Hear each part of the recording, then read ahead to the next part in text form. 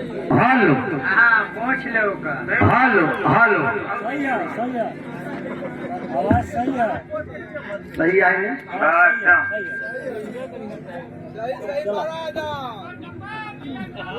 अच्छा चपा चपा अरे वाह हो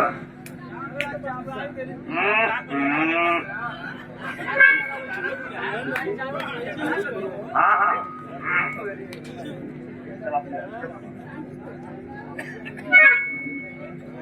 इक्स का गोला बनाकर बाम पर फेंका करूं, इक्स का गोला बनाकर बाम पर फेंका करूं और खींच लूं तस्वीर तेरी रात दिन देखा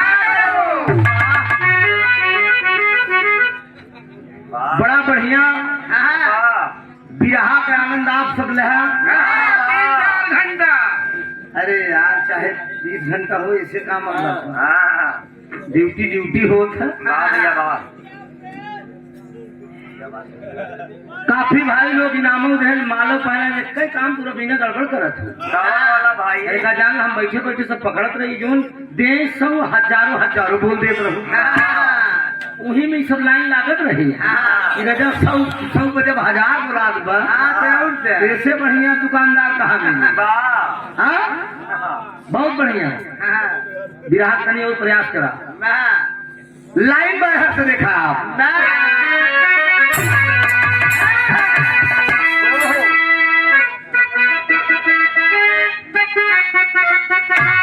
अरे बारे डॉक्टर साहेब दिखाई देसी अंदाज बा अरे गजब तोर नखरा गजब तोर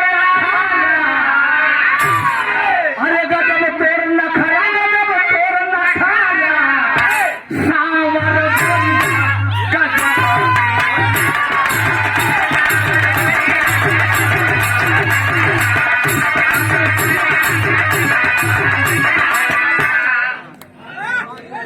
लाइकीवा मतलब नहीं खाए हम ऐसे पेट दे जहाँ पहुँचे राजेश यादव गायक कलाकार दिखाई 100 रुपया का पुरस्कार का आंटी बोलो भैया हमारे हैदर उस्ताद कहे आए कि बेटा गाना गाना जो पुरस्कार पाना उसमें झूठ मत बोलना ये गुरु जी की वचन है और उस हिसाब से हम चलते हैं हम चाहे तो दोनों का हम बोल नहीं सकते देखा जान सम्राट चाय वाले जितेंद्र भैया चकिया से 100 रुपया का पुरस्कार बतातार सुखी रहते सब भैया लोग बाबू राम कला से का गावत रहे कहा लौट के नहीं आए लौट के नहीं आए अरे लौट के नहीं आए लौट के नहीं आए राजा पर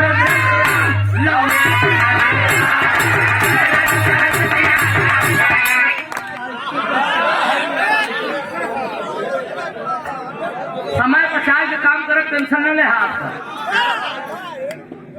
समय के हिसाब से अब वासुदेव गौड़ जी बाबा जी इस मंदिर के पुजारी साहब 100 रुपया बहुत हो प्रणाम नवयुवक मंगल दल के अध्यक्ष साहब सागर 500 रुपया का पुरस्कार हमारा न मार छटपटाए से बिरहा नहीं हो छटपटाए से बिरहा नहीं हो बिरहा के अंदर रस पैदा करा एक बात समझ में आवे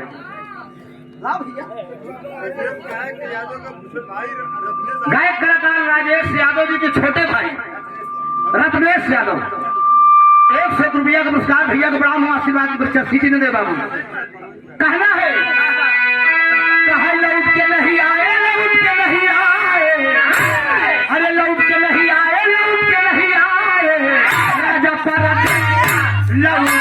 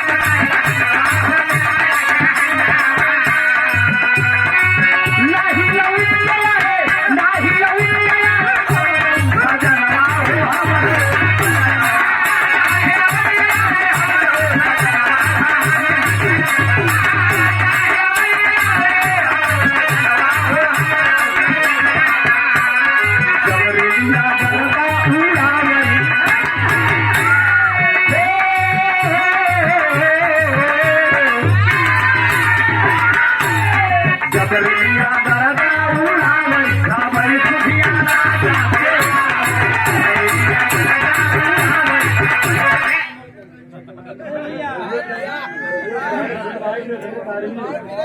प्रमोद राजेश गायक कलाकार के छोटे भाई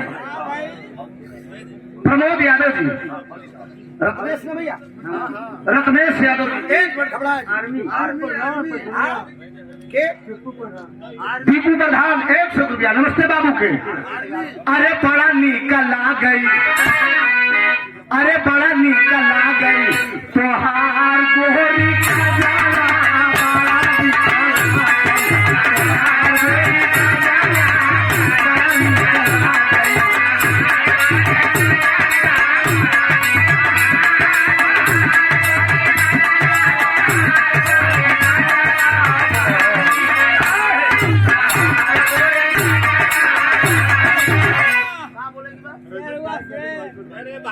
गायक कलाकार राजेश जी के छोटे भाई प्रमोद यादव जी धन्यवाद बाबू को राजा थरी इलाहाबादी अंदाज में हो जाए गायक कलाकार राजेश यादव जी की तरफ से 100 रुपया नमस्ते बाबू के कहा एक बनाए राम तोहरी सूरतिया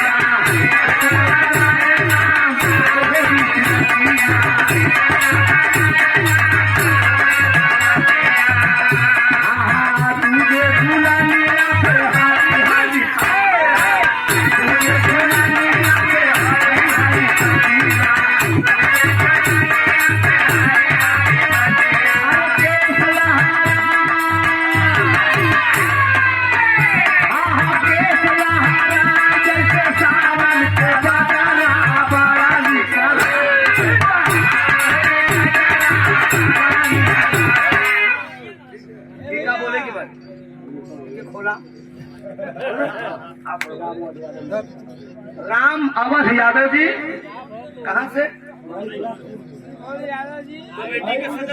कमेटी के सदस्य मड़ईपुर से 100 रुपया नमस्ते बाबू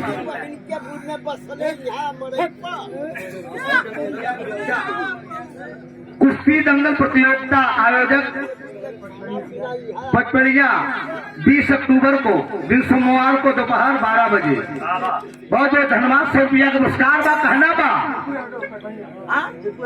दीपू यादव पचपड़िया से आयोजक साहब प्रधान जी हैं ए डॉक्टर अरे गोर गोर गाल लाल लालो खवाली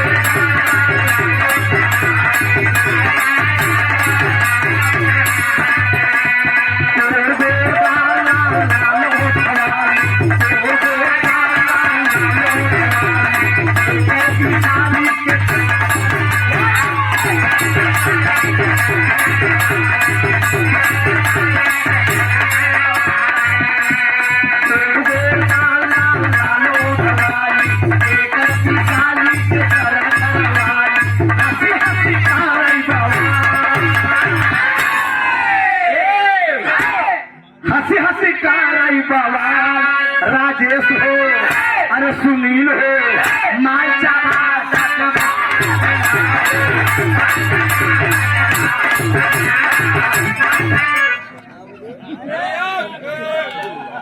ग्राम सभा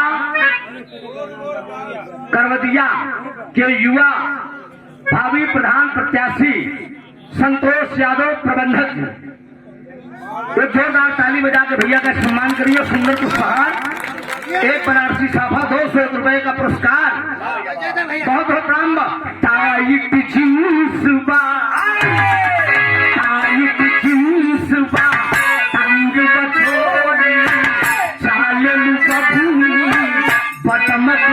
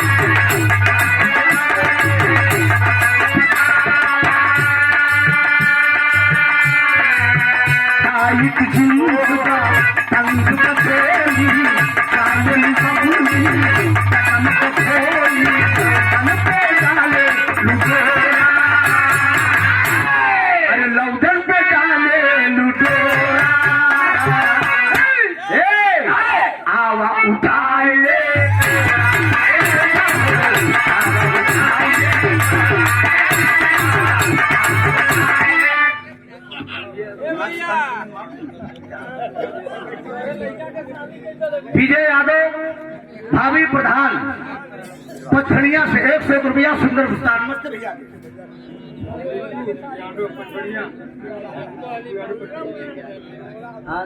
दीपू यादव पचपड़िया से दीपू यादव पचपड़िया दीपू यादव पचपड़िया दीपू यादव पचपड़िया के प्रधान जी 100 रुपया का पुरस्कार बा मैं दीवानी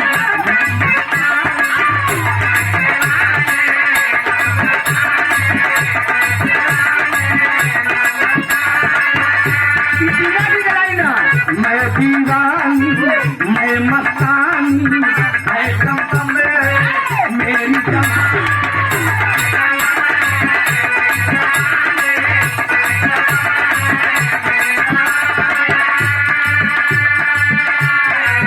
मैं दीवानी मैं मस्तानी मैं कम मेरी जवानी वाली है मेरी उमरिया बाली है मेरी उमरिया तोड़ूंगी तेरी टंगरी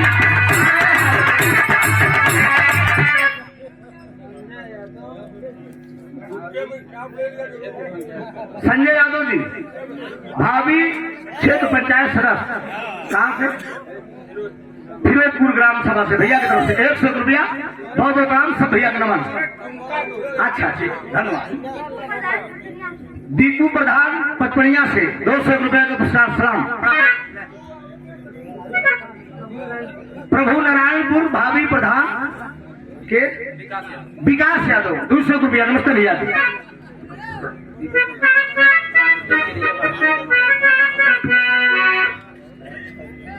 दीपू यादव ग्राम प्रधान जी की तरफ से कटिंग सड़िया ले राजा जाना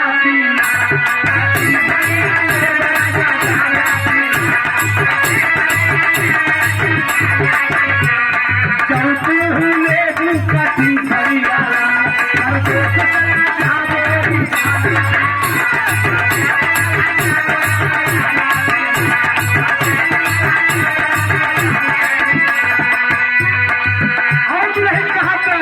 जब तू ही रजऊ परदेश चला जाता जब तू ही रजऊ परदेश चला जाता बेटा रानी की तो है बोला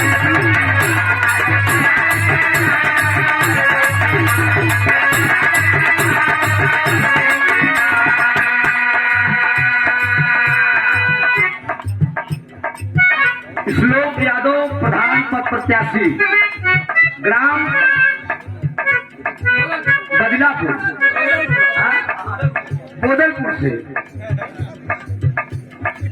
प्रवीण यादव जिला पंचायत प्रत्याशी सेक्टर नंबर 3 से माननीय महोदय की तरफ से ये 500 रुपए का पुरस्कार सुंदर पुष्पहार आशीर्वाद की परीक्षा है जब तू ही रजऊ परदेश चला जाता जब तू ही रजऊ परदेश चला जाता ये करान की तो है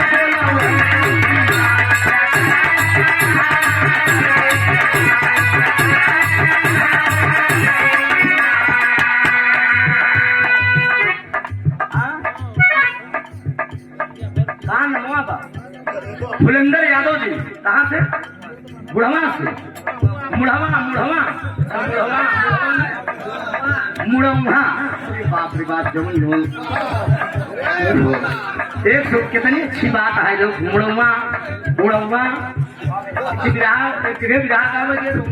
हमारा नीता राज का गाना रहा गानों का नमवा रहा कि खड़ा रहा है मेजा अगवा पुराव क्षेत्र में परेशान हो गया था गायक कलाकार राजेश यादव की छोटे भैया ये हमरे हैं के प्रमोद यादव उर्फ राहुल प्रधान जी कतार सुखी रखे सब भैया लोग सुखी रहा जब तू ही रनिया ले करा लिखी जब तू ही रनिया ले करा लिखी पगला होई जानी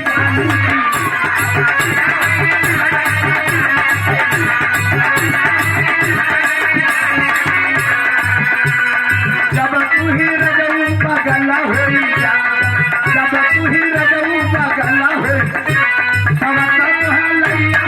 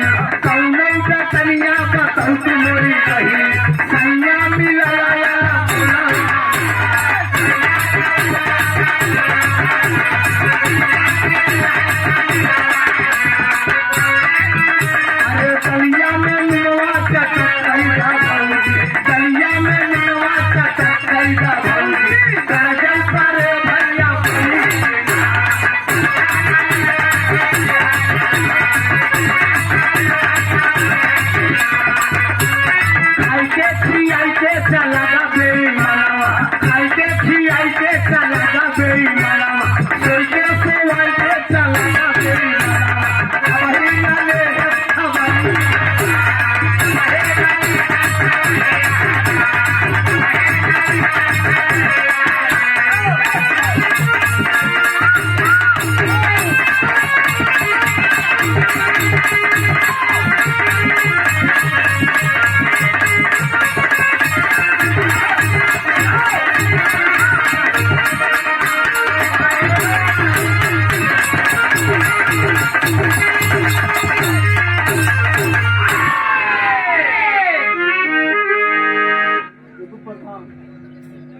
दीपू प्रधान जी पथरिया से 100 रुपया का पुरस्कार दातार सुखी से भैया लोग सुखी रहा। संजय यादव जी हमारे पावर बेट पे 100 रुपया। नमस्ते भैया। मंजू यादव करमचा से 100 रुपया। नमस्ते भैया। चौधरी राम बदन इंटर कॉलेज का सदस्य वकील बोर्ड बाबा जी पटपड़िया से 100 रुपया का पुरस्कार। भैया को बहुत बहुत प्रणाम हो। बाबा जी को आशीर्वाद से हम बच्चे अपनी कला में कामयाब हों। बड़ी खूबसूरत महफिल है दोस्त। हल्का से भैया के पात्र के जाए बाजा तो हर एकदम सही बा, कोनो दिक्कत नहीं है। हल्का से के पात्र के बस काम हो जाएगी। हेलो मास्टर से बढ़ा दे और पतला के हल्का से। मेहरारू का बात पात्र हो तो मर्द का बात मोटी हो। ये बात को ध्यान रखें आप। हेलो हेलो बड़ी बढ़िया आप लोग बिरहा सुना। बड़ी कीमती रात आप लोग बिताते हैं। रामदेव गुरु अपने जमाने में बताया करते थे कि बिरहा 3 प्रकार को होते हैं। पानी पर कलकीर, बालू पर कलकीर, पत्थर पर कलकीर। बालू पर कलकीर का मतलब हंसी मजाक। पानी पर कलकीर का मतलब छिलरी भुजरी नया नया ड्राइवर पर हरनवे धई धई तमाम गाना है कि बतावा ये गोरी हमारा गन्ना का रस ढोड़ी में सही सही जाता कि ना। बलमुआ के बल्लम आई रे लवंडिया लंदन से लाएंगे। ये बतावा तो कि लवंडिया लंदन से लाएंगे रात भर डीजे बजाएंगे। बाप रे बाप विदेशों से लड़की है रे चली नहीं आज सीमा हैदर की। साथ में दुखियो गाय के ऊपर भी बछड़ा ले गया। प्यार में बड़ी ताकत हो। खैर आप लोगों का ध्यान मैं इधर उधर नहीं ले जाना चाहता हूँ। छिनरी बुजरी तमाम होता कीमती रात आप लोग बिताते हैं बिरहा सुनने रे। भैया हाथ जोड़ते हम हाथ जोड़ते हमारे हमसे बतूर बोला ना हमें पैसा ना दे कर बिरहा सुनिए बस। बिल्कुल आवाज नहीं हो जाए, शांति का माहौल हो। हमारे धर्म के पूजनीय पिताजी भी बैठे हैं, पूर्व चेयरमैन साहब। बाबूजी फोनवा पे इतना हमें टार्चर करत थी। त्रिभुवन ने जान लगा और तुमको टिकना है चकिया चंदौली क्षेत्र में अगर टिकना है तो याद रखना कि जितनी बार मंच पे आओ उतनी बार भी नया बिरहा गाओ। वो 3-4 देखेगी गावा ठीक हो ना। एकदम सही। अब वह बिरहा अगर दोहराए कि हम गाई तो कहीं दरबार वहाँ गाए रहा यूं गावत में कहीं मारम मर्दे एकदम बकवास काम। ये कमेटी के लोग बैठे सुनील जी भी बोले कि रवीना जी इस बिरहा को मेरे मंच पे गाई थी, यहाँ भी आप क्या करेंगे। हमने कहा जैसा कहिए कहना आप बदल दीजिए। एक बिरहा वीरस का। अब पहलवान का बिरहा उधर से रहा फिर इधर से पहलवान खोल लगी। पहलवान की भी झलक मिलेगी इसमें, लेकिन बिरहा थोड़ा सा खानदानी होगा। आशा नहीं पूर्ण विश्वास है शांति का माहौल आप लोग बनाएंगे। कोशिश करूंगा एक एक कहानी स्पष्ट हो। कलाकार से मतलब नहीं है, मतलब आप लोगों से है। लोग प्रयास कलाकार करता है कि कितना हम आप लोगों को खुश कर दें। कोई भी कलाकार हो, चाहे मैं हूँ चाहे रवीना जी हूँ, हर कलाकार की यही प्रयास रहती है। एक बिरहा खानदानी अहिरे को सुना।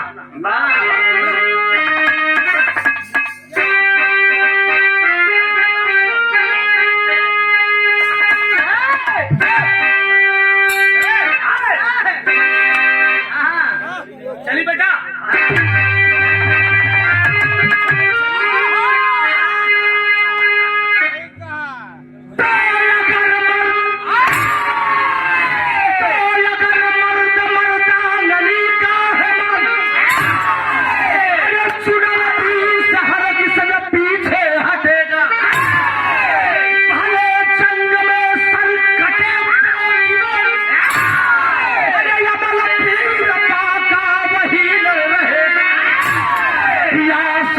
सोचे दूध माता अंदर है समर बीच सरिता पहाड़ बंसी का भले जंग में सर कटे बेटी बेटी अमल पील पाका वही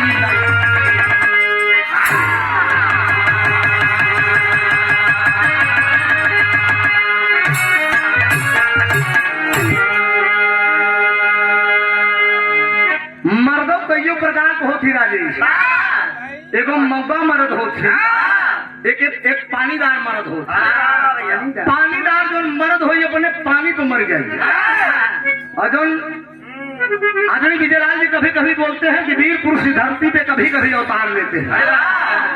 अभी 11 तारीख को भी रहा कुंडा प्रतापगढ़ में हमारा विजयलाल जी का था। अब यहाँ तो रामायण महाभारत लोग नहीं सुनते लेकिन दोनों गवैया चपक कर रामायण पकड़ लिए। नारद मंदोदरी हनुमान नारद मंदोदरी हनुमान पकड़ के दोनों जने पूरी रात भी रह गए। प्यारेलाल कबीर कहें बेटा लाइन चेंज हम कह रही प्रतापगढ़ को यहाँ चेंज कर दे तो हो रियाई नहीं हम कहेंगे चेंज बिल्कुल नहीं वीर न सुनी कांड वीर ये रामायण सुनी एक कहानी आई है मित्रों जरा गौर करें जो गोवाली का भाव दिया गया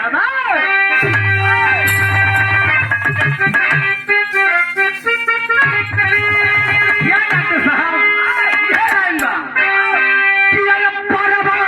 चल रहे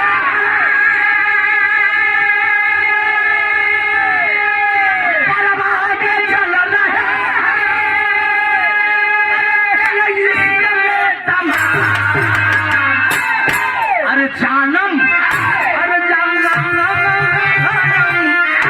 अरे जानम जरा इसी आग में अरे जानम जरा इसी आग में खुद को चला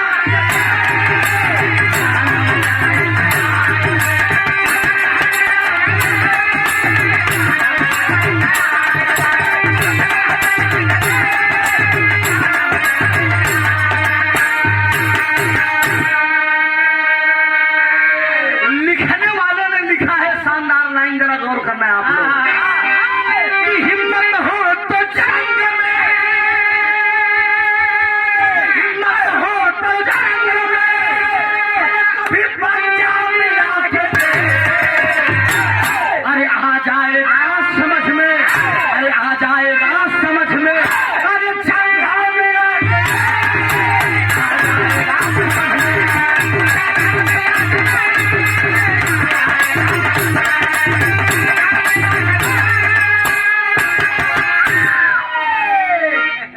हिम्मत हो तो जंग में कभी पंजा मिला के दे आ जाएगा समझ में कभी जंघा मिला के दे पंजा से न भिलाए काम न बने तो जंघा से बने कहानी की शुरुआत है मित्रों कम एक मिनट कम समय में प्रस्तुति आप लोगों के बीच में होगी जरा ध्यान देना मैं ये नहीं कहूंगा अपने मन से कि कौन कलाकार कितना समय लिया लेकिन प्रयास हमारा रहेगा कि एकदम साफ साफ कहानी आप लोगों के बीच में झलके जौहरी का भाव बताने की दे बच्चा हर से बांध के बड़ा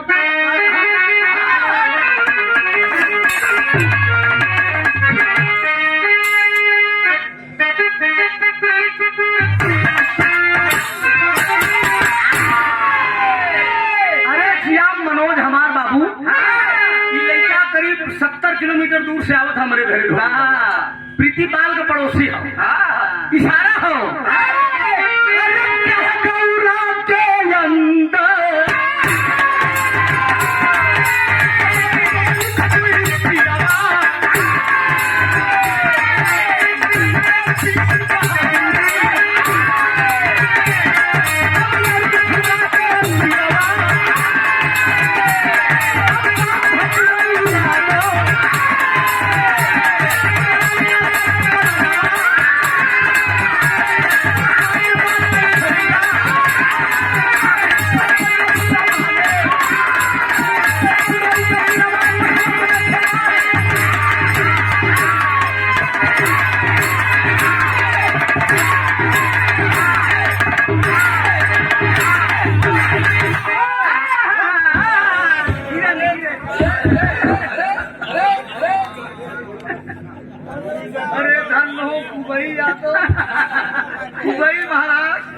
पहले ऐसे नहीं नहीं का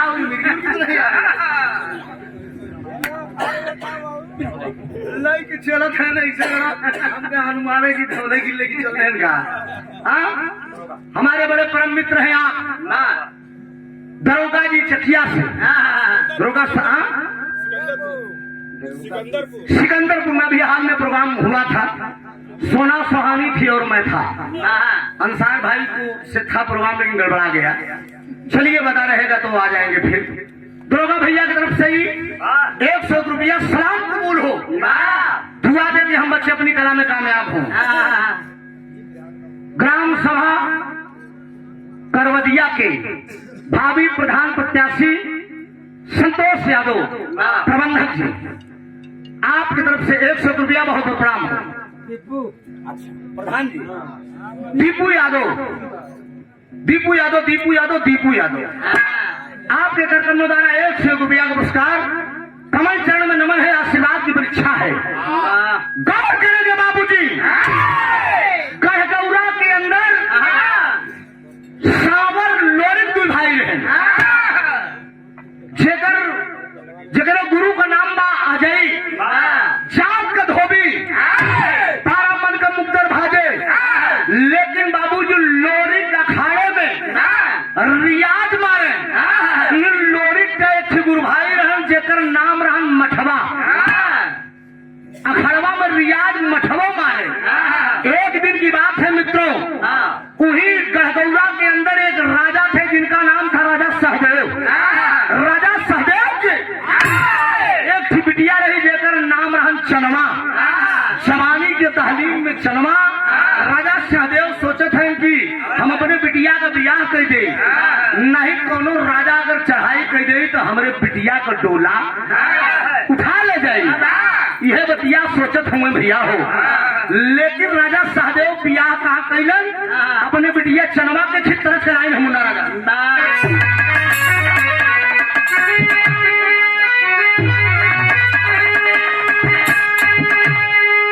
गंधैली हमके दिले की बार बार पूछी यह लाइन हो। अपने जमाने में स्वर्गीय बाबू रामदेव के गाँव में नहीं जाए शेर नहीं सवा शेर। भैया हम इलाहाबादी गवैया अगर हर का थोड़ा रहा दे तो जना हमारा सवा शेर का हो। हाँ यह भाव बा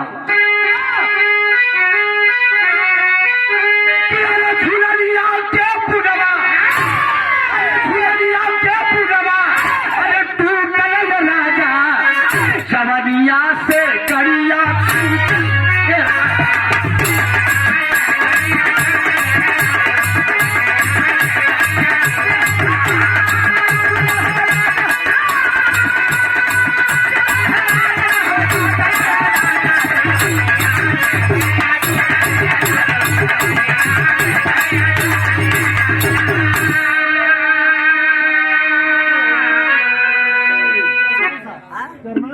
हमारे धर्म का बाबू चकिया के पूर्व चेयरमैन समाजवादी पार्टी के आबिद बाबू रवि चौबे जी, एक इतना बड़ा मंच आपने दिया पर साल आदरणीय विजय लाल यादव के साथ। तब से लाटरी लग गए थोड़ा बहुत खाए कमाए के आवे के हमें अवसर मिल गया। बेर तो दूसरा मामला हो गया। दोनों दिन सम्राट आए रहे भाई। खैर क्या बात है, उन लोगों की बात ही कुछ और है। सादर 500 रुपए का पुरस्कार है। कमल चरण में नमन है, आशीर्वाद की प्रतीक्षा है। मंजू यादव करमचा से 100 रुपया। नमस्ते।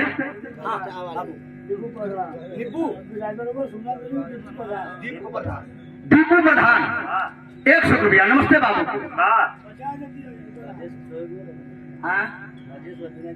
के राजेश जी के और रवीना जी के सहयोग। अबे मौसा मौसा चिल्लाते हैं। अच्छा मलवंकर मौसा है। अरे बाप रे बाप, कितनी अच्छी बात दोस्त। जेकर जौने विराह में मौसा फुफा आई जाए बात कुछ हो रहा है। सुंदर पुरस्कार 100 रुपया का पुरस्कार। बहुत प्रणाम हो, आशीर्वाद। तेने गाना से ध्यान भटके न दो, ध्यान रखो।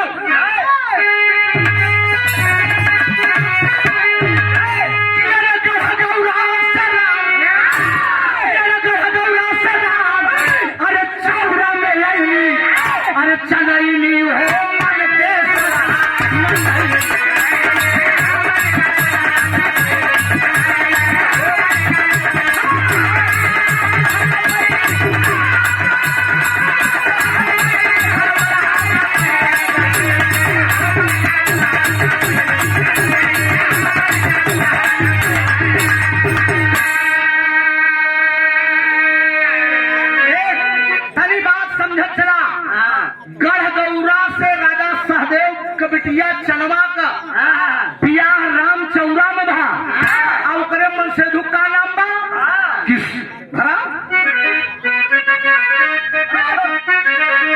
अरे शिवहरी रहले पुरुषार्थ भी हो अरे गरिया मिला बाई पारी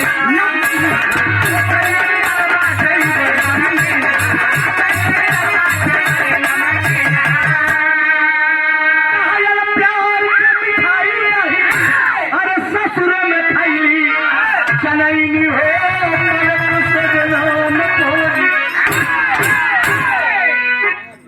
राम चौरा में बियाह भाव करे मरद का नाम बस शिवहरी शिवहरी से बियाह बा लेकिन भगवान के देव शिवहरी के अंदर एक कमी बा कमी ही बा कि शिवहरी के तीनों फेस में लाइने नहीं समझता तीनों फेस में लाइन यानी में अर्थात कहने का मतलब वो नपुंसक है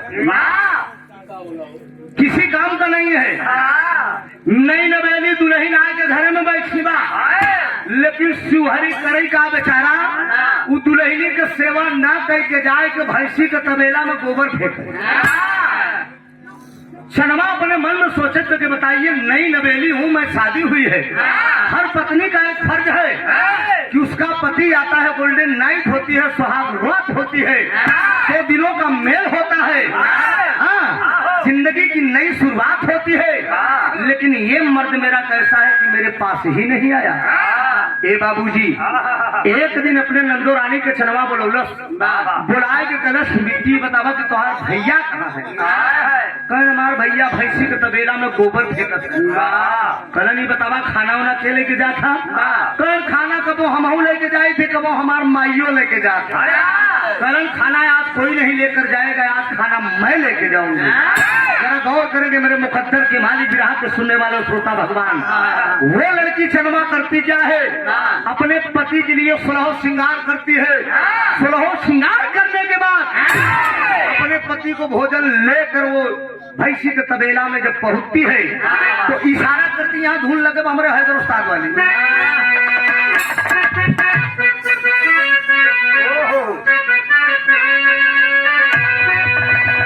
एक आस का दीपक बूझ गया 34 फैला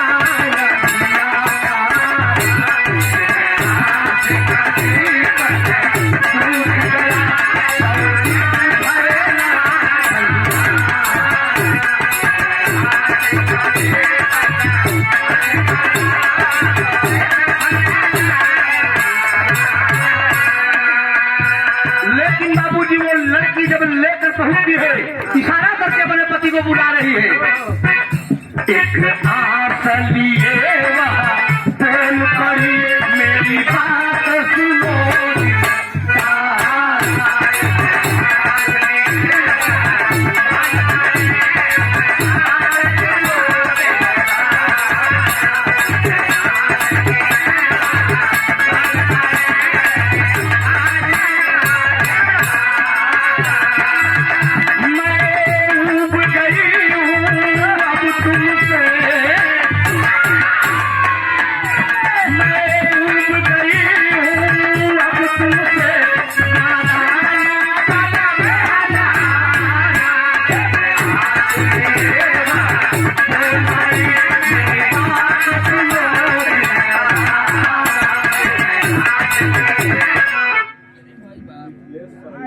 आदरणीय मिथिलेश सरैया के धरती से 200 रुपया का पुरस्कार बहुत बहुत आम हुआ आशीर्वाद की जमुना बोल देती है एक आस लिए वहाँ बोल पड़ी मेरी बात सुनो दिलदारा अरे मैं उब गई हूँ अब तुमसे अरे मैं उब गई हूँ अब तुमसे नादान बलम हमारा एक आंख लिए बोल पड़ी मेरी बात सुनो दिलदारा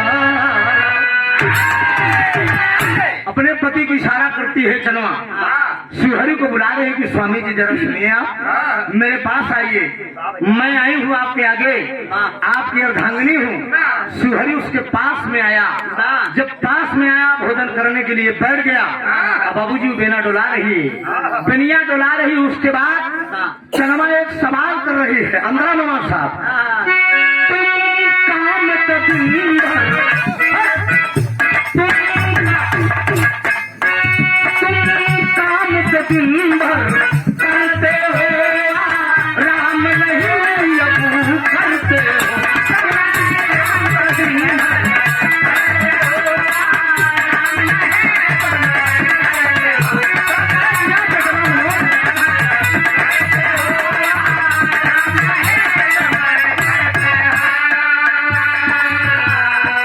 यह बात कहे कि तुम काम दिन भर करते हो स्वामी।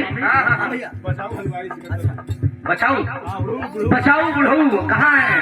अच्छा अच्छा, बहुत बहुत मारिए। बाप रे बाप, बड़ा इनके चौराहे पर रुक के इनका हम पूछत रहे।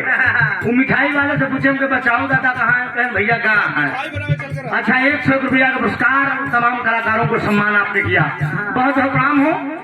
चनमा शिवहरि को बुला लिया, अब बुला के कहा स्वामी आप मेरे पास आइए, ये बताइए कि मैं आपकी अर्धांगिनी हूँ, मेरी शादी हुई है आपके साथ, लेकिन क्या बात है कि आप सुहाग रात में भी मेरे पास नहीं आए। वही शिवहरि कहीं चनमा मेरी भी कोई मजबूरी है। कहीं क्या मजबूरी है? जिंदगी की एक नई शुरुआत होगी, हर पत्नी का अरमान होता है। नहीं चनमा हम वो काबिल है ये नहीं है कि तोहरे लगे आई। क्या कमी है स्वामी? क्या ये जबरदस्ती शादी हुई है? कहे नहीं जबरदस्ती नहीं, भाई हमारे मर्जी से भैया है। कहा जब हम आपकी मर्जी से हुई है तो आप क्यों नहीं मेरे पास आए? कहे अब तो उससे क्या बताई चनमा, पूरा भेद बताई दे तो बड़ा गड़बड़ है। कहे बोले स्वामी क्या बात है? कहे एक बार चनवा जब जनई चाह दिया तो जान लिया, कहन हम एक बार भोलेनाथ की तपस्या करें। भोलेनाथ की तपस्या किए, अच्छा भोलेनाथ की तपस्या करके भोलेनाथ को प्रकट कर लिए। कहें तब कहें भोलेनाथ को प्रकट करके हम वरदान भोलेनाथ से मांग ली कि जितना चाहिए उतना लिंग बढ़ाई। चनवा कह रही ये कौन सी बात, ये वरदान आप मांग ली? हाँ, लेकिन भगवान भोलेनाथ वरदान तो दे दे, लेकिन कहने कर अनादर न करे। कहें तब कहें हम अनादर करब शुरू कई दिन जाए नहीं ताहे भिड़ाए। कहें भोलेनाथ फिर प्रकट हुए, कहें जाओ जिस तरह से तुम शिवहरि तुम ये अनर्गल कर रहे हो, आज से मैं तुझे श्राप दे रहा हूँ। तीनों फेस में लाइनें तोहरे गायब हुई है। अभी बताओ जब लाइनें गायब होगी तो हम क्या करी तोहरे लगे आए। चनमा सोचे कि तेरी मन का करब ऐसे मरद के हम का चूल्हा लगाओ। बतावा का करब? अब हम कोनो मेहरारू को मन से प्रदेश चला जाए, देखाओ को लाली लिपटी घुराई जाए। अरे मेहरारू अगर असली मरद तो दोस्त अगर मेहरारू श्रृंगार के खाली लाली लगाए दे, अगर कोनो पनगर मरद तो रोमा पनपनाई दे। आज हम घर्राऊ हरन घर्राऊ हरन ए घर्राऊ हरन हम के लिए सब सब व्यर्थ बाय का जान ले बेटा। मेहरारू झगड़ा के नाम बहुत मारा कर गांव में बेवकूफ करके आता है। कहने की मेहरारू तगड़ी मिली थोड़ा सा ना। बाबूजी यही बोल दिया, कहा का करब ऐसे मर्द के लगे रह के। अब वो बाबूजी लौट कर आती है, वो आने के बाद वो राम चौरा से गढ़गौरा के लिए रवानगी ले लिया और जात जात एकदम भोर हो गया।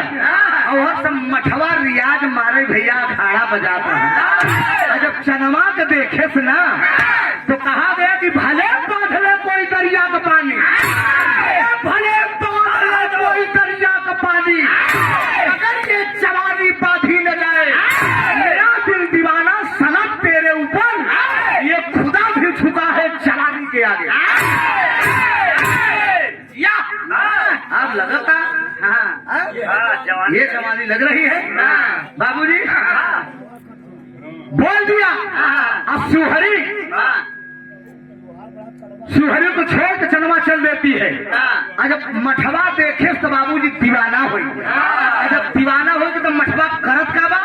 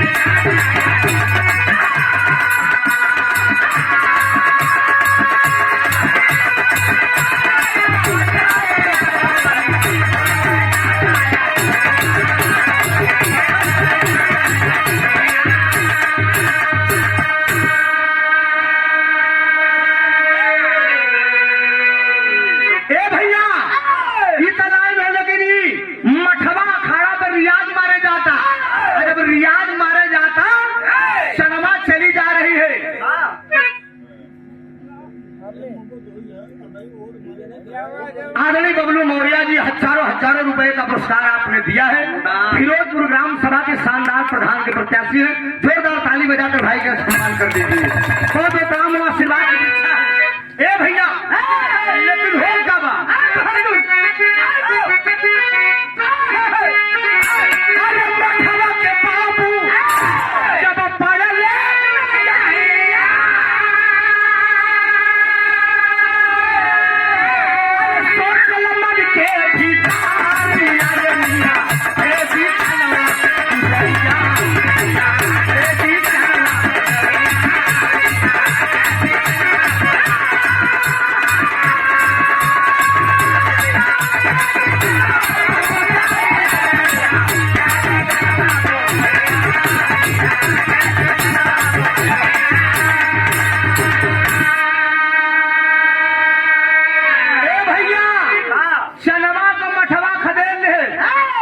समझा मठवा खदेल ले खदेल ले तो चनवा आगे आगे भागत चली जात बा मठवा पीछे पीछे बा।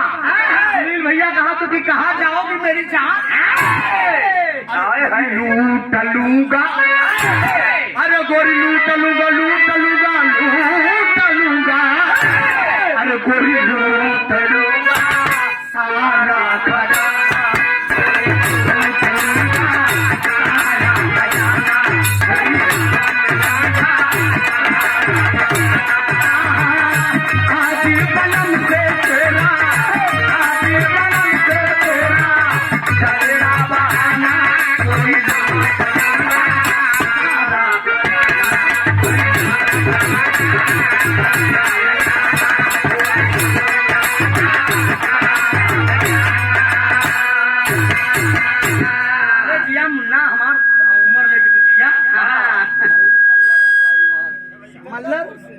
मल्लर हलवाई जी 100 रुपया का पुरस्कार यहाँ लाइन पे देता है। हैदर उस्ताद वाली लाइन पे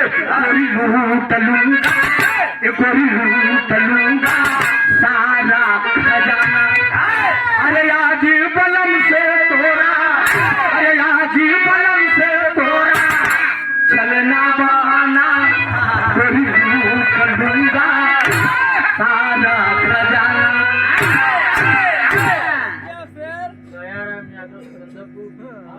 बाबू दयाराम यादव जी सिकंदरपुर बस बस हम सब जानते हैं। मान्यवर उनके विषय में मैं जानता हूँ। मैं कई कार्यक्रम गा चुका हूँ उनका। एक बार वो भैया कारोबार कहाँ बा शक्तिनगर रेणुकोट भैया कार्यक्रम कराए थे हमारा और उजाला यादव जी बहुत सम्मान मिला था। आपके मंच से कम 50,000 रुपए का इनाम मिला था। मंदिर जिंदगी सुधारा नंबर है तुम्हारे जहाँ बोलोगे ना भैया वो जगह पे 100 रुपए का पुरस्कार बहुत बंधन अभिनंदन है। स्टूडियो के लिए क्षमा प्रार्थी हूँ। 5 नवंबर का विवाह का कार्यक्रम है कौन स्थान पे सिकंदरपुर पोखरा पे केकर आदरणीय विजयलाल यादव फिल्म स्टार और नीलम सिंह जी का ये विवाह आप लोग जाना था। सिकंदरपुर कहाँ बा जहाँ बा आप लोग पहुँच जाया। अभी विराह का आनंद आप सब जाए बढ़िया ढंग से बढ़िया विराह देखा आप सबके क्षेत्र में होता तमाम एक सबर के मेहरारू मन से सब आवत है। हमारे हैदर उस्ताद को काम कहा भाई मेहरारू से जल्दी हमारे विराह नहीं होता। हाँ मेहरारू से विराह हम और उस्ताद हमारे कहना हम घबरा दिन बेटवा हमसे तो मेहरारू से विराह नहीं लेकिन तू सब मेहरारू ही जगह गया। आवाज धन हो गुरु जी सब मुझ स्थान मिले बिना मेहरारू के विराह नहीं होती। मर्द से कभो कभो बेटा रोज बात तनी गाना बात ध्यान आप लोगों का बिगड़े ना ये बात पे ध्यान दिया।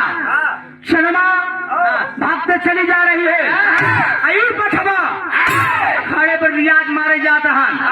आई मठबा बाबूजी देखा सिनेमा के एकदम मोहित हो गया। मोहित हो गया एकदम पहट लिया।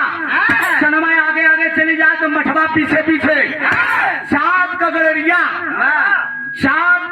जेकर नाम रहा कुबई भेड़ी चरावत रहा लेकिन मठवा के डर से मठवा आवाज दे दिया कुबई जरा पकड़ो यार इसको ये चिड़ई न जाने पाए। कुबई करस गा दे राम भैया उठा के लग गए मारे चनवा फंस गई। चनवा का पैर फंस के गिर गए और जब चनवा गिर गई ना तो मठवा पहुंचा कहाँ जा रही हो? हमें के फाती जैसे आँखी लगी, सुराही जैसे गर्दन, रेशम जैसे बाल, गोर गोर गाल, कहाँ जा रही हो? अपने मन का मीत को छोड़ के कहाँ जा रही हो? चनवा कहे प्रियम चरितम दय्यम न जाना, पुरुष का भाग मेहरारू का चरित्र कब बदल जाए। आए हाय अब ना दादा राम धार गावत रहे पर्दा तनी कम का। आए हाय कहा अरे ठगिन तोर छल बल, ठगिन तोर छल बल, हाँ मैना सो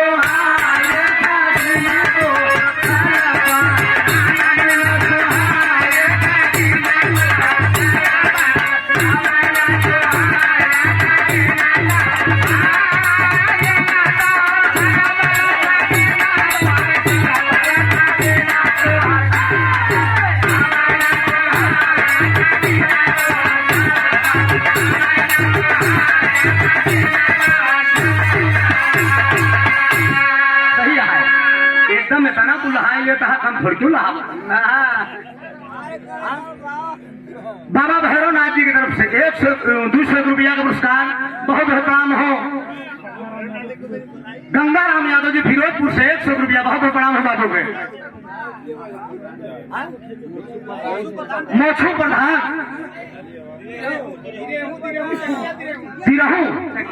दिरहू चकिया के धरती से 200 रुपया का पुरस्कार बा। कहा ब्रह्मा के ठगलू तू विष्णु के ठगलू, कहा अरे संत अरे भस्मासुर के ठगली हो, ताता भैया नाच दिखाई रे ठगिनी तोर छल बल।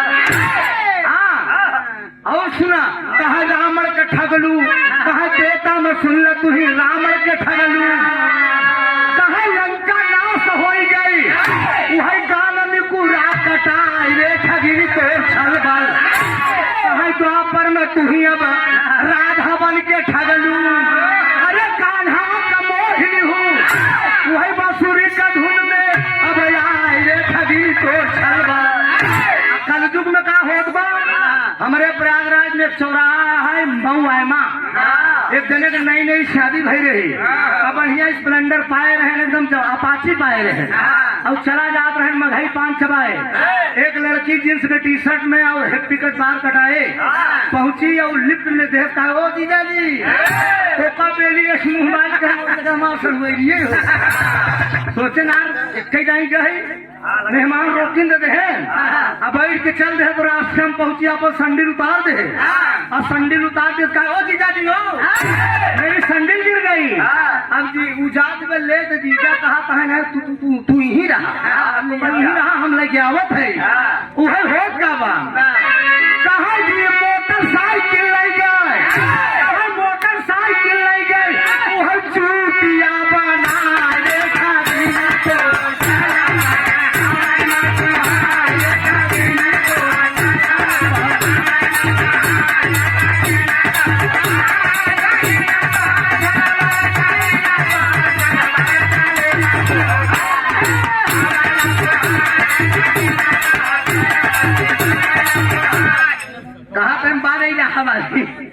सब अपन अपन अंदाज हो तो भैया गावे के 200 रुपया का पुरस्कार हमारे संजय यादव जी की तरफ से। नमस्ते भैया।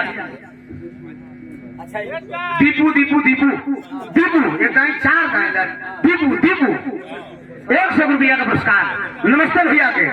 देखा कहाँ गाना पहुंचा रहा, चनवा रोक ले, चनमा कहे हम खुद ही राजी है, मियाँ बीबी राजी तो का करी काजी, कहे जब हम खुद ही तुहरे ऊपर तैयार है तो मठवा कहे तू भागत कहे हो, कहे भागत यहाँ कमारा रहे तुहार परीक्षा लेते रहे तू कितना हमका चाहत है, कहे ना अब समझ गये, कहे हाँ अब समझ गए।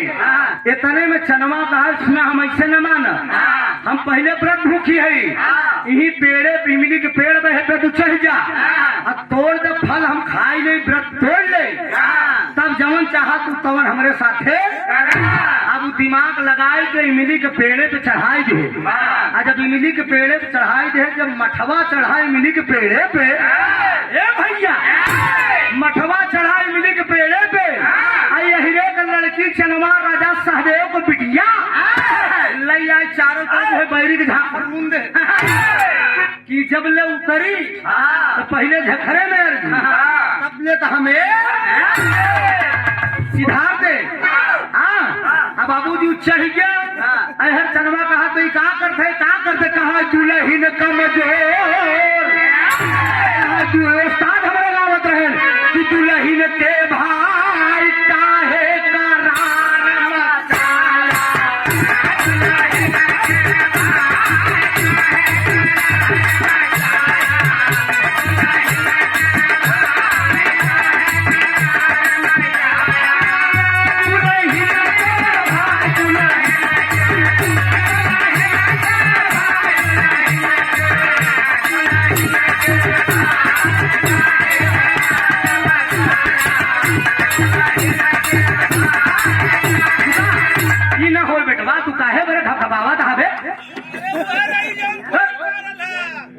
कहा दुल्हन के भाई काहे करार मचाया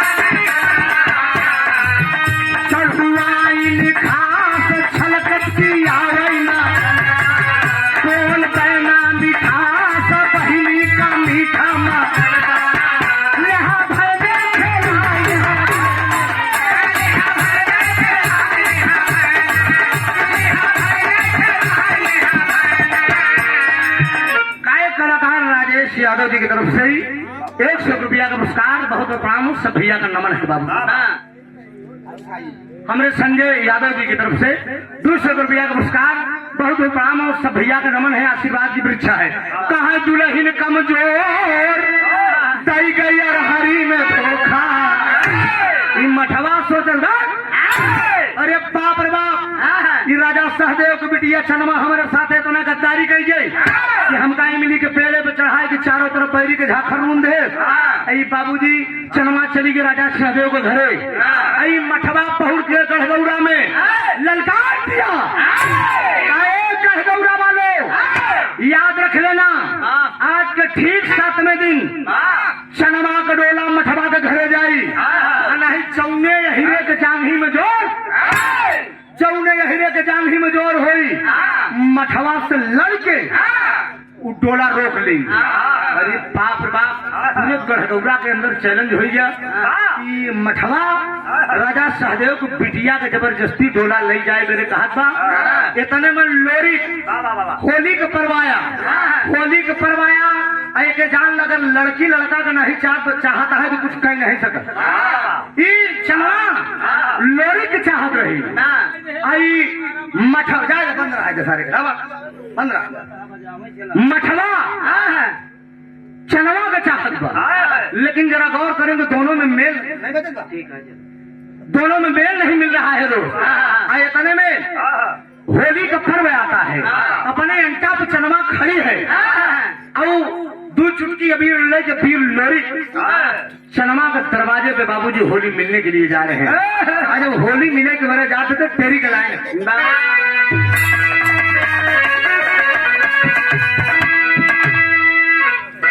अरे मोरे राम, अरे सागर से सरिता हंस के जब मिली करके वसुधरा पे गधरा प्रेम का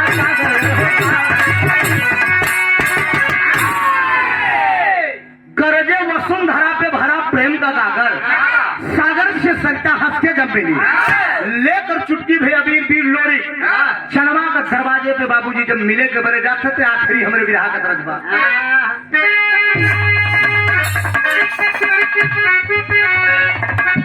ये दर्ज करेंगे बेटा।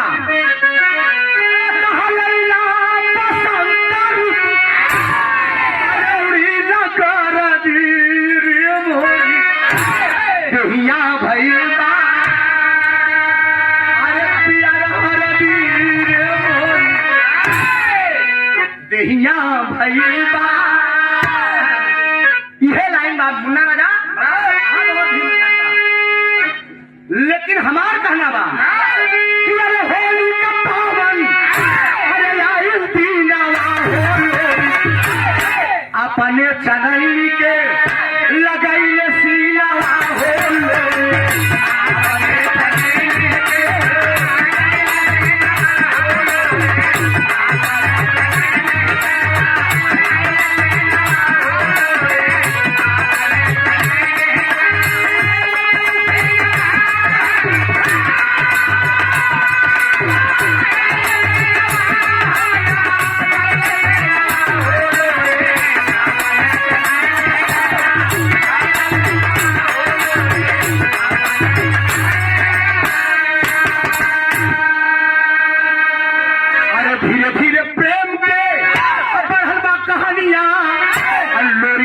लोरिकिया बनाई गई सुना ये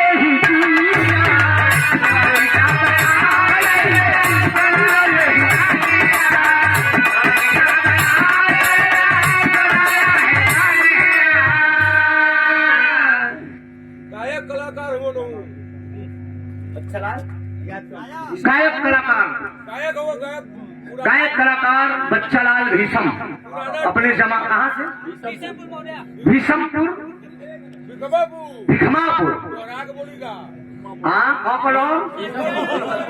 भीषमपुर की धरती से 200 रुपया का पुरस्कार बोझरे बताओ चैनल मर्द की 200 रुपया का पुरस्कार। अपने जमाने में आप गायक कलाकार थे कबो कबो हमरे हैदर गुरु कहे कवन दिन होतई हमार कुलबाड़ कवन दिन होतई कहे दादा हमार रहे दिल्ली पर तेल कार है कहे दादा हमार रहे दिल्ली में तेल कार है अरे कौन कुल में हो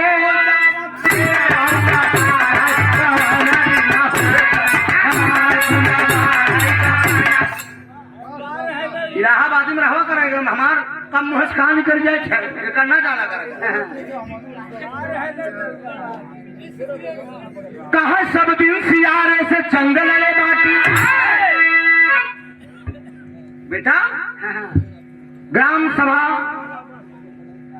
करवदिया के शिव चर्चा सम्राट अमरनाथ यादव दाढ़ी बाबा के आप भतीजा संतोष यादव प्रबंधक जी भाभी प्रधान प्रत्याशी 100 रुपया बहुत और जगह प्रचार कर वो कराए भैया प्रधानी बीडीसी वाला चला गए बजिन पछताया दीपू दीपू दीपू दीपू दीपू दीपू 100 रुपया। नमस्ते भैया। श्यामलाल यादव हाजीपुर। अरे बाप रे बाप। श्री श्यामलाल यादव और रामलाल ग्राम तख्तपुर एवं फिरोज से निर्विरोध प्रधान प्रत्याशी। अच्छा तो लड़ते ही ना बेकार से खड़ा हो जाए यार। सदु सदे क्या जा हाँ खुले में चल। अरे नहीं तो वो बाप का वोट होते हो तो तुम बाजू काम कर ले। हाँ वो ठीक हो अलग बात पर भाई बाप का जैसा जावा ठीक हो अपन बनाए रखाएगा अपन हिसाब किताब। कहा सब दिन सियारे से जंगल अड़े बाकी। अरे सब दिन सियारे से जंगल अड़े बाकी। बाबूजी हमारे हैदर उस्ताद जब हम सब माला पहनाई तब हमका सबके आशीर्वाद। कहे सब दिन सियारे से जंगल अड़े बाटी। खुले हो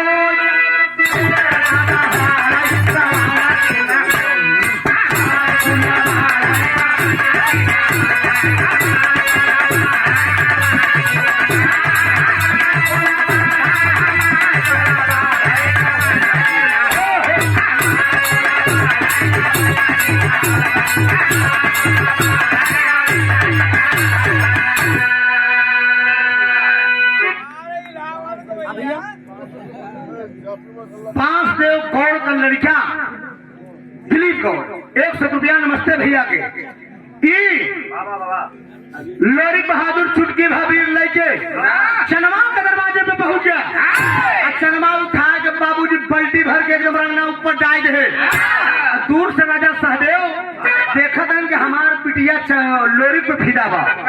लोरी को बुलाए के गाना भी एकदम करीब लोरी को बुलाए के राजा सहदेव दोनों प्राणी का हाथ छीन की बतावा आज के ठीक 7वें दिन मठवा हमारे बिटिया का डोला ले जाये। तो चिंता न करो लोरी कहिरे कर रहते हुए मठवा डोला न ले जाए पाई। इतने में बिटिया गुरुवाइन के राजाई के लगे पहुंचे लोरी। कहन गुरुजी हमारे चाप पिया दर कर लड़की के अगर ये मठवा हमारे गुरु भाई उठाए ले जाए तो ठीक बा। इतने में अजय गुरु कहन बेटा कोनो दावा नहीं बा उससे हम खुद न जीत पाओ गुरु है के ओकरे पास ज्यादा दाव बा। इतने में ललकार दिया लोरी।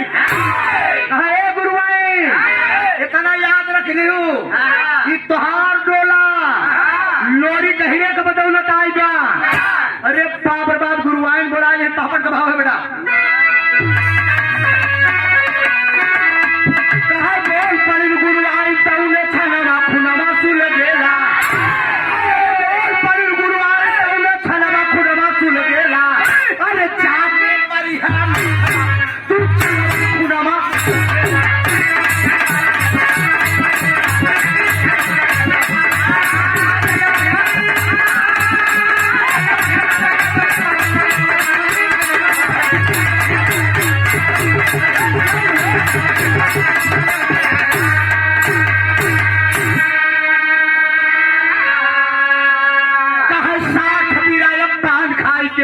अब रण के अंदर जइया हो। अच्छा पीरी अब लोरी के देखा अब चुप्पी है।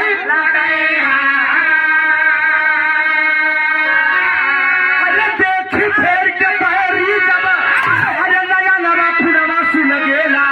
अरे धट से काटे मठवा के अब गरदा नवा खुनवा सुन गेला।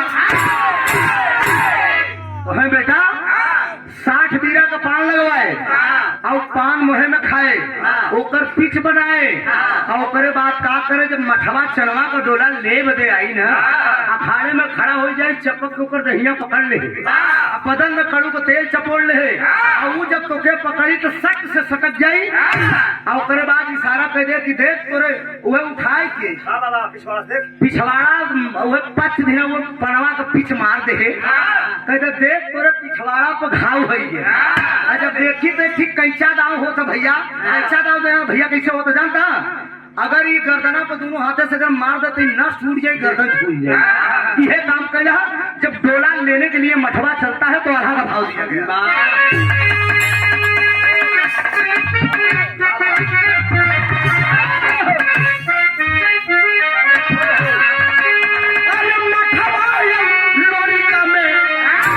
होला जब लड़ाइया अरे धरती का गरदा बाबू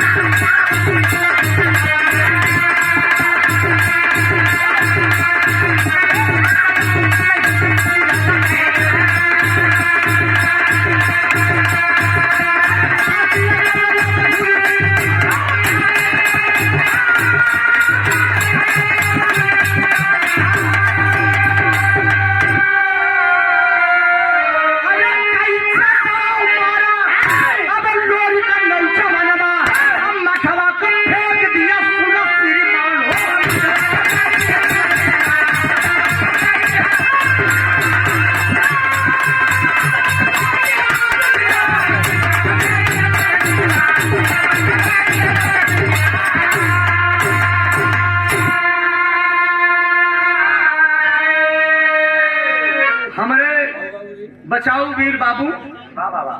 बचाऊ ना। सिकंदरपुर की धरती से बड़ा प्यार स्नेह मिलता है।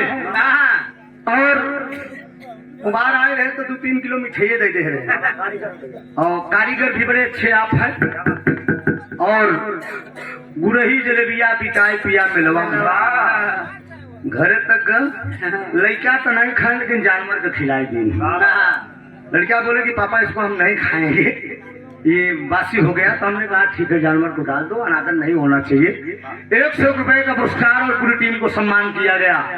ए भैया चनवा और डोला ले बदे जैसे मठवा चला था, पीर लोरी खड़ा हो गए 60 बीरा का पान खाए के।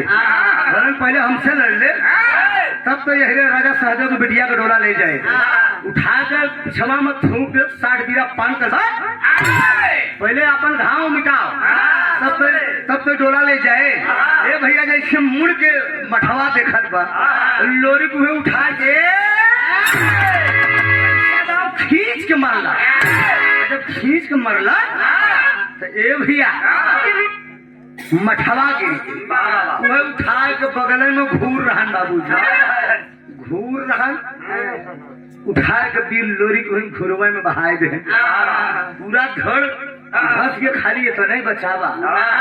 मठवा आवाज दे गुरु भाई गलत तो बहुत कैला, तेरा कोनो बात न तो मरद की मेरी भाई पानी पियाएगा।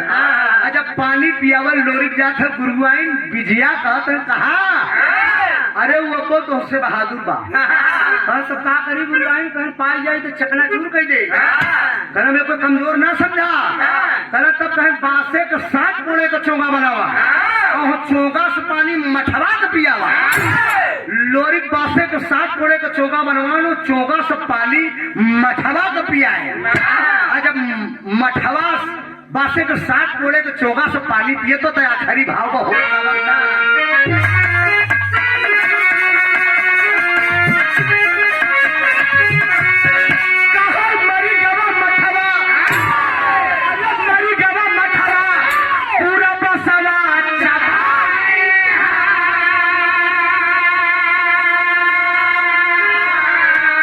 अरे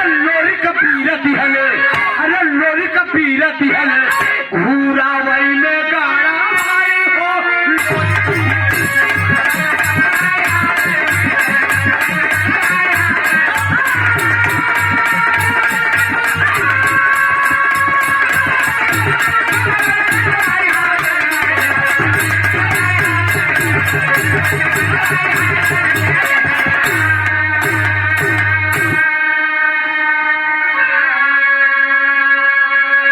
जरा गौर करेंगे मेरे मुकद्दर के मालिक बादशाह के 60 कोड़े को चौका पूरा मठवा चबाई जो चबा गया।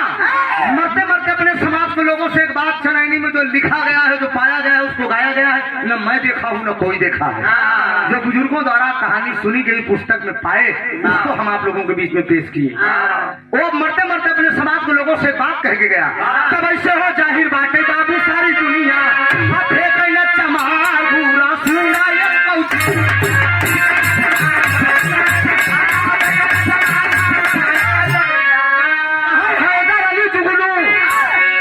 ही जगह से कलमा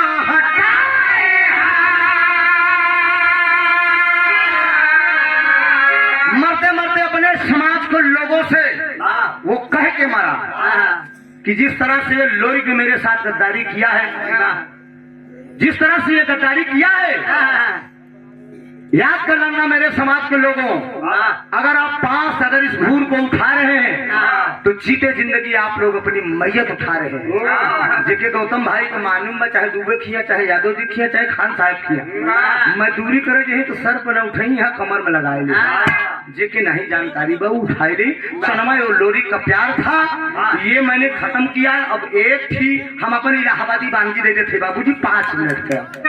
कहूँ मैं सृष्टि के संचार रहे जब माते उधर मर देखा है जरा बाबू कहाँ से शुरू हो तो कहाँ से पूरा का गहरा मिली।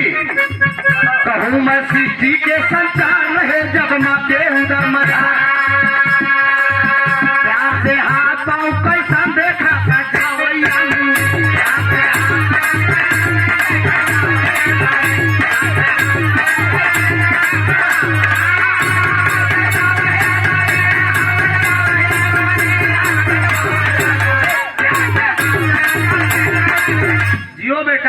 जियो, यही पकड़े रहो बस मेरे लाल।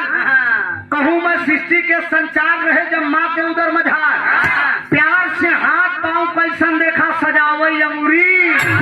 काक बात काय है?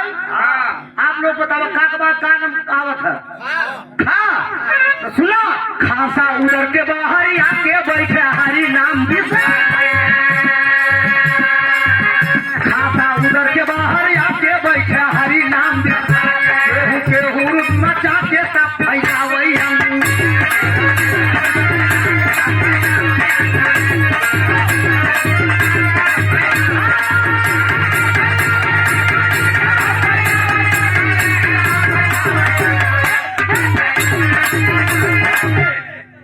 खासा उदर के बाहर आके बैठे हरी नाम बिसरा के केहू रुदन मचा के तब फैलावई अंगुरी। अब एकरे बाद कौन नंबर आई जा गा त गैला पढ़ने बदे मदरसा खाया गरम गरम, गैला पढ़ने बदे मदरसा खाया गरम गरम, सरसा तक भी ऊपर का खागा लिखवावई काक बात घा त घर से एक दिन हुए रवाना, घर से एक दिन हुए रवाना है के बाप पिता बेगाना, जाना दिल्ली से कैसन टिकट कटावई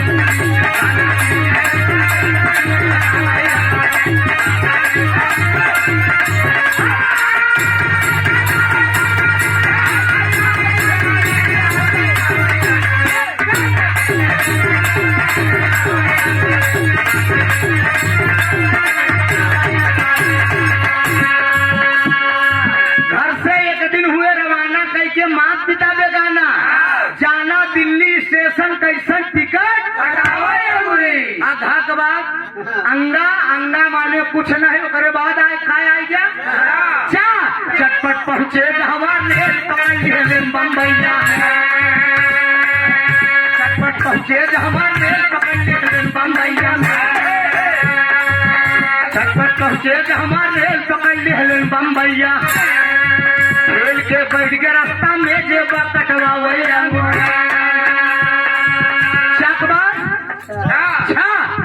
छच्छा का रुदन कर जोर के तबले पकड़ के सरवा, छच्छा का रुदन कर जोर के तबले पकड़ के सरवा, और जाना सारे हाथ कटावई जबकि लगी चोट भारी, जबकि लगी चोट भारी भूल गए चोरी हम यारी मुड़िया एक नाम सोहरावई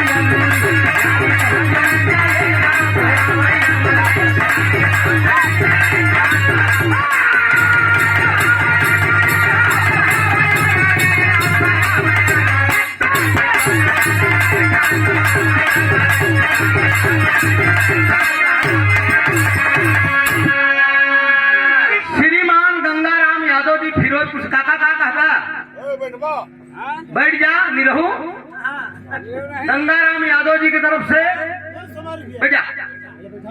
अरे जा भगवान ही धरती पे नहुक बनाए हैं, 100 रुपया का पुरस्कार बा दातार छुट्टी रखे सब भैया लोग सुखी रांचा के बाद छाया आई जा झंझट कैले हिस्सेदार की लाठी चल जाए बेसू,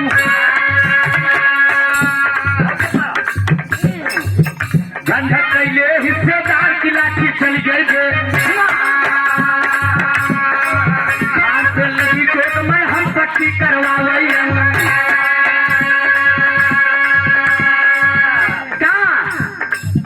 टैक्सी पे बैठे झटपट लिखावे खाने मेरा, टैक्सी पे बैठे झटपट लिखावे खाने मेरा, बैठा रहा दरोगा कलम चोरावे लंगी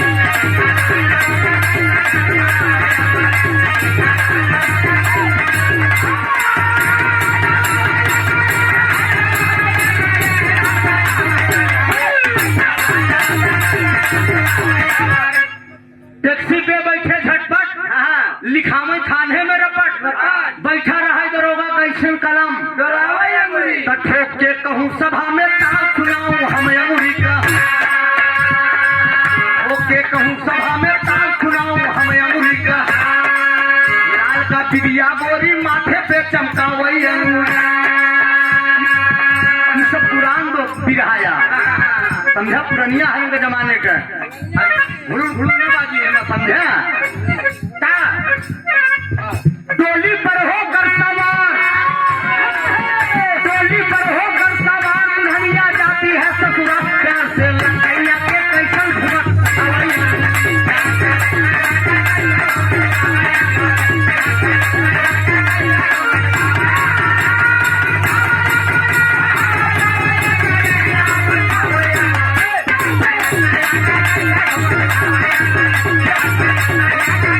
श्री राम यादव जी फिरोजपुर से आप प्रधान पद के प्रत्याशी हैं। 100 रुपया का पुरस्कार बा दातार सुखी रखे सब भैया लोग सुखी रहे ठाकुर कैसे घर की पोल बलम से गोरी रहनी उनके घरवा के सामान सब देखा वही रहने ढाक बाद रोगा ढाक बाद अड़ा के बाद तड़के भला भोर भी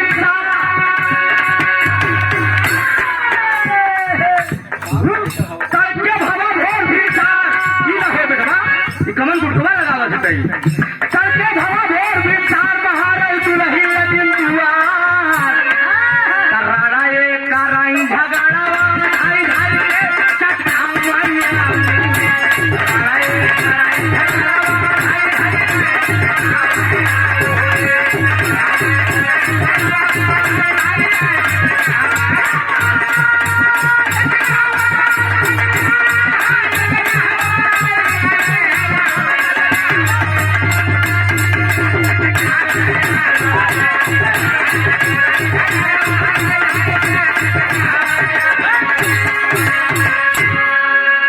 तड़के भवा भोर भिलसार बहारे दुलही लगिन दुआ रड़े करे झगड़वा धई धई के चटकावई अंगुरी गांव में आजो परंपरा ऊपरी बड़े गोबरे बड़े लड़ाई करत कहा कि भतार गाड़ी हमारे ऊपरी चोराई देगी भतार गाड़ी हमारे हरियर चोराई देगी गेहूं चोराई कहे तोर पूते खा तोर भतारे खा कहे नानी तोर बड़वा टमाटर खा तब कहे नरे सब कहे भतार गाड़ी ठीक बा लेकिन दमादे कहे गए मेरे दोस्त दमाद जो ना डैन्यू को प्यारा हो तड़के भवा भोर भिनसार बहारे दुलही लगे दुआ रणे करे झगड़वा धई धई के चटकावे थाली माजली ही न है छोटका तबले भवा काम का फोटका थाली माजली ही न है छोटका तबले भवा काम का फोटका मोटका मोटका लिहिन मुसलवा यो खरी में धमका वही आऊं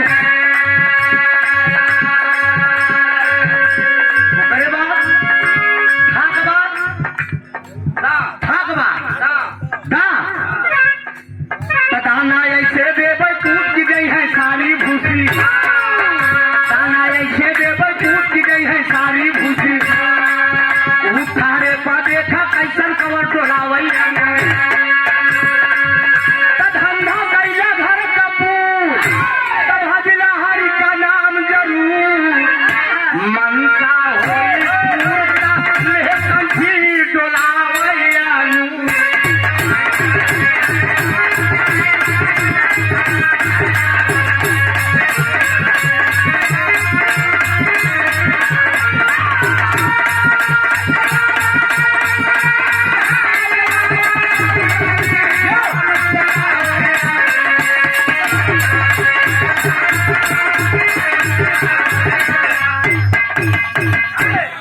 धंधा होए पूर तले कंठी डोलावई अंगुरी धाकबान ना तनक पर गिरबर लिए उठाई ब्रजवा सिरका लिए बचाई बंसी रहे बजाई कैसा तान मिलावई तो पहिला अंगुरी से अच्छा अरे यार मनोज पतंग उड़ती है अंगुरी पर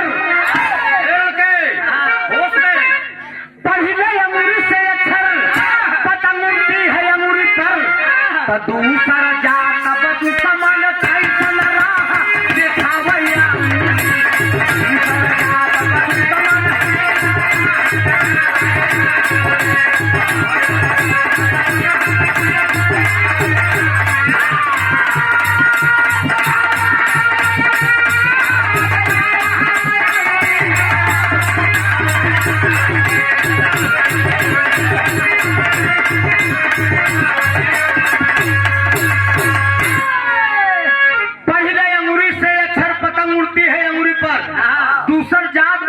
कैसन राह दिखावे अंगूरी।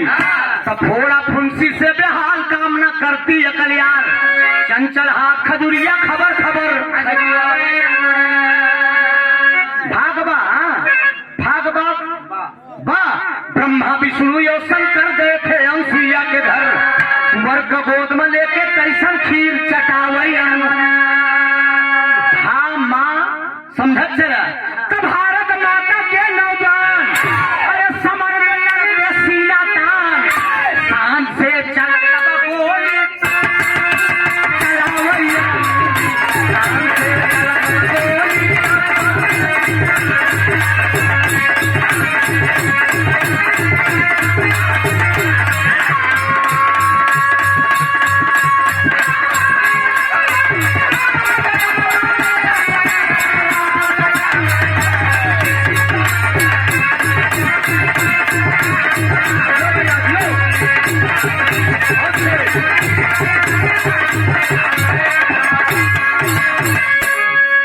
भारत माता के नौजवान समर में लड़ते सीना तान, शान से चलत गोली तब बंदूक चलावई अंगूरी। आई गाना हमारे पिताजी की लिखाया, तो यादव कहते भुल्लुर ग्वाला रचना राम नारायण कर डाला।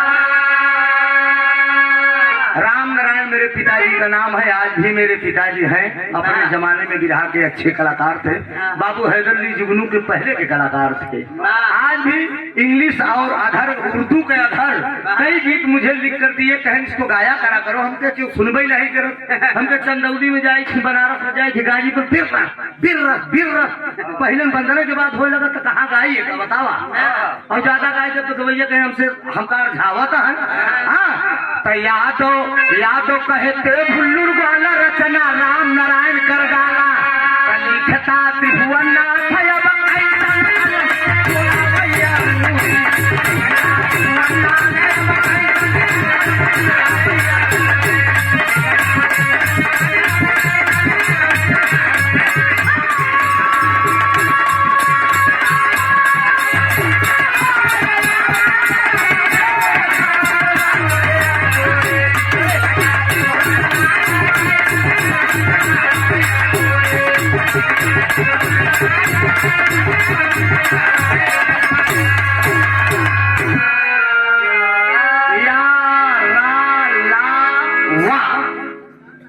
लिखता त्रिभुवननाथ है कैसन कोलम दोलावई अंगूरी ला से बन।